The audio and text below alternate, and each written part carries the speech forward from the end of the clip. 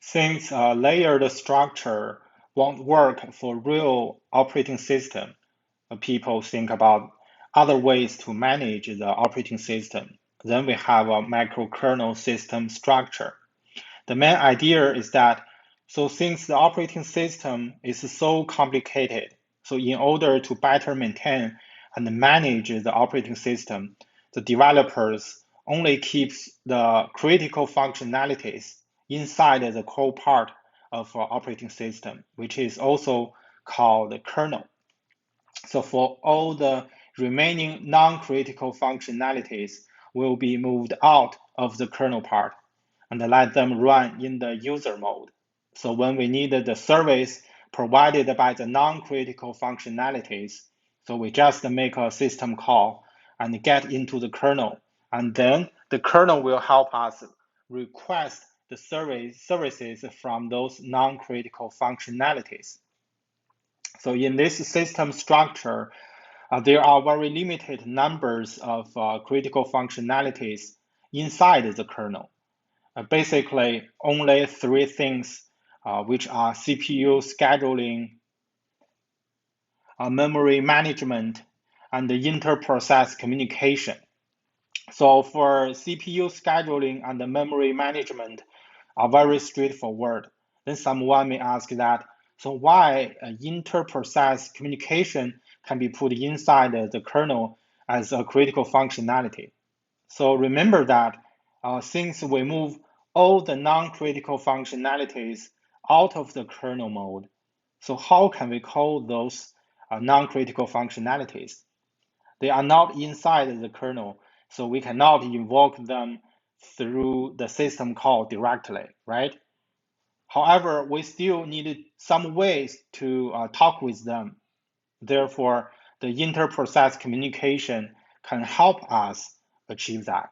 So for example, in this slide, the file system and the device driver functionalities have been moved out from the kernel. So when the application program needs to access the file system to get some data, it needs to go into the kernel and request the service provided by the inter-process communication to pass the message to file management. So later, when the corresponding data has been retrieved by the file management, and the file management also asks the inter-process communication to pass the result back to the application program. So by doing so, the entire operating system can still work even with the very small kernel, so which we call it a microkernel. And there are numbers of advantages there, since we only keep the critical functionalities inside the kernel and move all the other functionalities outside of the kernel. So it is very easy for us to do the extension to the operating system. For example, so when we want to add some new device to the operating system, for example, the VR device. So we only need to add the new device drivers to do that. So in this microkernel system structure, we only need to write a device driver program in the user mode and debug there. So we don't need to worry about whether we will damage the operating system because everything has been done outside of the kernel. And the second advantage is that sometimes we need to port the operating system to other hardware. So for example, currently the operating system is running on the Intel CPU as a desktop architecture. So later we want to port the operating system to a mobile device. So for example, which use the ARM CPU. The device architecture is totally different. So when we do the porting, we only need to modify the kernel part to make the inter-process communication, memory management, and the CPU scheduling can adapt to new hardware. So for all the remaining functionalities, so since they are running above the kernel and they do not interact with the hardware directly, the microkernel system structure can greatly reduce the effort So when you move the operating system to a new hardware. Another advantage is that, so since kernel part is quite small, so the critical functionalities are very limited, easier to maintain, and easier to make it a bug-free. So therefore, it can also make the operating system much secure, reduce the probability to be attacked from the outside. However, the microkernel system structure still has some disadvantages. For example, in normal operating system, so when the application program needs to access the file system, it only needed to cross the boundary between the user mode and the kernel mode for once, right? However, in microkernel system structure, 2 times of a boundary crossing are needed.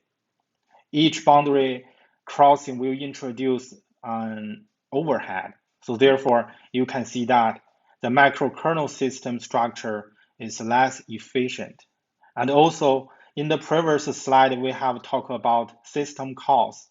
So when we make a file copy, how many system calls we need to achieve that?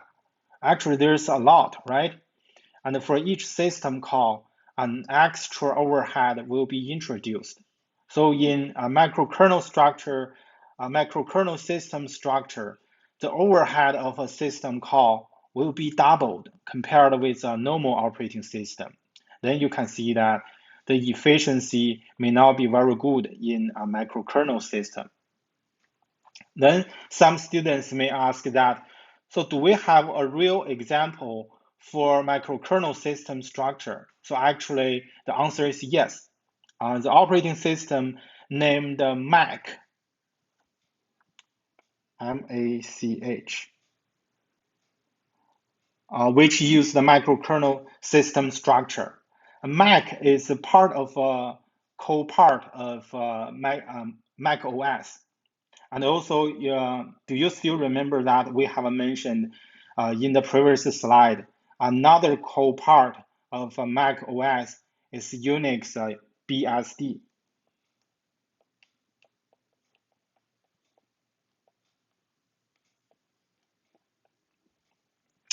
So actually, Mac and the Unix BSD together form the core part of Mac OS.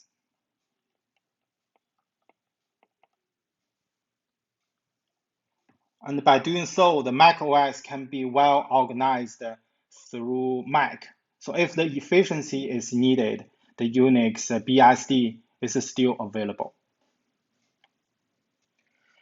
Later, developers design module structure beyond the microkernel structure. So remember, we have mentioned that the most disadvantage of a microkernel structure is the low efficiency. So due to most of the system calls needed to cross the boundary between user mode and the kernel mode twice. So that brings too much overhead to the system, which makes the microkernel structure is inefficient. Then the developer think about that. So instead of putting all the non-critical functionalities in the user mode, so how about we put all of them into the kernel mode? And we separate them inside the kernel. So we only put the limited numbers of critical functionalities into the main memory all the time. For all the non-critical functionalities, we don't allow them stay in the operating system all the time. We put them in the hard disk. So when the service are required, we just dynamically load them into the main memory. So when the service are done, we can load them off and put them back to the hard disk to save the space of main memory and the system resources. So at the same time, to make those system resources are available to user programs. So in order to achieve that, all the modules or functionalities must be well defined.